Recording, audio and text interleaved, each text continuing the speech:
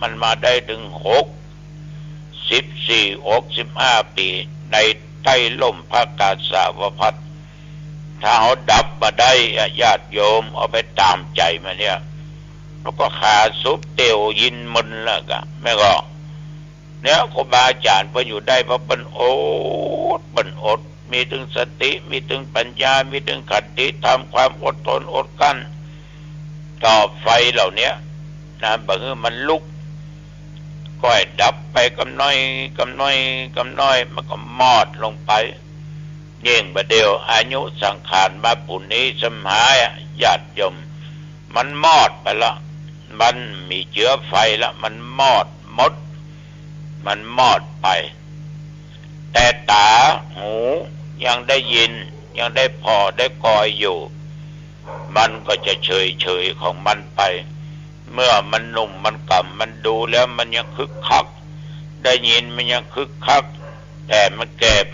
ไปญาติโยมมันก็อ่อนไปหมดไฟมันก็อ่อนมันก็อยู่ที่ใจไผ่ใจมันจะบังคับได้ขนาดไหนเรียกว่าจะมันอยู่ในกรอบในระเบียบได้ขนาดไหนอันนี้ก็ฝากกับญาติกับโยมเด้อพ่อแม่พี่น้องญาติโยมบ้านต้นพึ่งวัดต้นพึ่งอำเภอสันป่าตองจังหวัดเชียงใหม่คืนนี้ปะกับผู้เจ้าน้องคนแก่นี้เป็นแฟนรายการธรรมะติดตามฟังผู้เจ้าเทศน์ประกาศลูกคนมาอู้ฟังเอาวิทยุเครื่องดึงฟังตุลุงจนเต้าตายอายุได้104 ปี